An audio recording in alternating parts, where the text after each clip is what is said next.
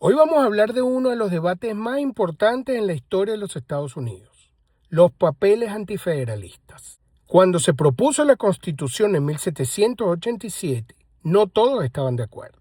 Un grupo de patriotas brillantes, conocidos como los antifederalistas, levantaron la voz con fuerza. Temían que un gobierno federal demasiado poderoso terminara convirtiéndose en la misma tiranía de la que acaban de librarse de Gran Bretaña.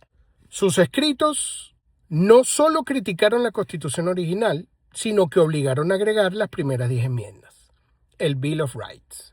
Sin ellos, hoy no tendríamos las protecciones explícitas que defienden nuestra libertad. Vamos a ver quiénes fueron, cuáles eran sus grandes preocupaciones y por qué su lucha sigue siendo relevante hoy. Pero antes, por favor, dale like, comparte y comenta y así me ayudas a llegar a más gente. Bien, los antifederalistas no eran un partido político formal, sino un grupo diverso de pensadores, oradores y líderes estatales. Entre los más importantes, Patrick Henry, el del famoso Give Me Liberty or Give Me Death, se opuso ferozmente en Virginia. George Mason, Elbridge Gerry, Richard Henry Lee, escritores bajo el seudónimo como Brutus, Cato, que probablemente era George Clinton, Clinton es bueno, Sentinel, que probablemente era Samuel Bryan, y The Federal Farmer. A diferencia de los federalistas, Hamilton, Madison y Jay, que escribieron los Federalist Papers, que defendían la Constitución, los antifederalistas publicaron ensayos en periódicos de todo el país advirtiendo de los peligros de un gobierno central fuerte. Ellos querían una unión, pero no a cualquier precio. Preferían un sistema donde el poder real quedara en los estados y en el pueblo y no en una capital lejana. Los antifederalistas tenían varias preocupaciones, vamos a desglosarlo. 1. La consolidación del poder y pérdida de soberanía estatal. Temían que la Constitución creara un gobierno nacional consolidado que absorbiera los estados.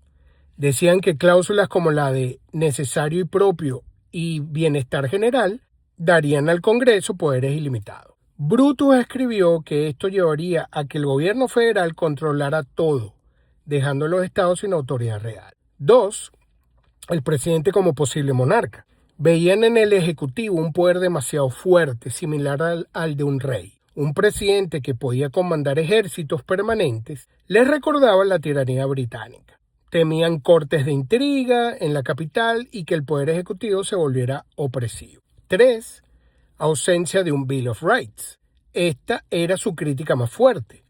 La Constitución original no tenía una declaración explícita de derechos individuales. Los antifederalistas argumentaban, si el gobierno federal tiene poderes amplios y la ley federal es suprema, ¿quién protege al pueblo de los abusos?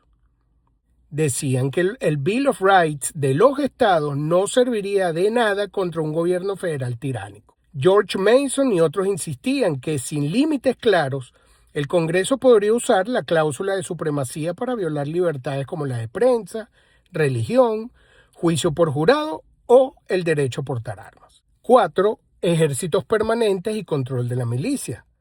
Les preocupaba que el gobierno federal pudiera mantener ejércitos y controlar la milicia, que son ciudadanos como usted y como yo, desarmando al pueblo y facilitando la opresión. 5. Representación inadecuada y distancia del pueblo. En un país tan grande, un Congreso pequeño no representaría bien al ciudadano común. El poder quedaría en manos de una élite lejana y no del pueblo.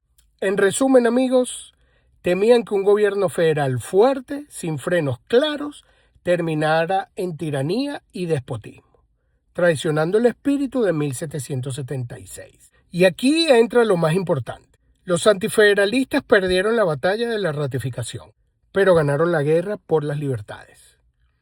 Su presión fue tan fuerte que varios estados ratificaron la Constitución solo con la promesa de que el primer Congreso agregaría enmiendas. James Madison presentó en 1789 una serie de propuestas que se convirtieron en las 10 primeras enmiendas, el Bill of Rights. La primera enmienda protege la libertad de expresión, religión y prensa, la segunda es la nuestra, la cuarta, la quinta, la sexta y otras protegen contra registros irracionales, autoincriminación, juicio justo, etc. Los antifederalistas insistieron en que los derechos no son concedidos por el gobierno, sino preexistentes y que debían quedar explícitamente fuera del alcance federal. Gracias a ellos, hoy podemos decir, el derecho del pueblo a mantener y portar armas no será infringido. Sin su oposición tenaz, es muy probable que nunca hubiéramos tenido estas protecciones escritas. Los antifederalistas no eran anti todo, hay que dejar esto claro. Eran pro libertad y pro estados. Entendieron que el poder corrompe y que un gobierno federal con demasiado poder, sin límites claros, siempre tiende a expandirse a costa de las libertades individuales. Hoy, cuando vemos debates sobre el poder federal, regulaciones amplias o intentos de limitar derechos como el de la segunda enmienda, vale la pena recordar sus advertencias.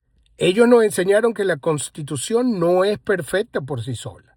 Necesita frenos, separación de poderes y, sobre todo, una declaración clara de derechos que el gobierno no puede tocar. Los antifederalistas nos recordaron que la libertad no se mantiene sola, requiere vigilancia eterna del pueblo. Pero ahora, ¿qué opinas tú? ¿Crees que los antifederalistas tenían razón en sus preocupaciones? ¿Cuál de sus preocupaciones ves más vigente hoy? Déjame tu comentario abajo.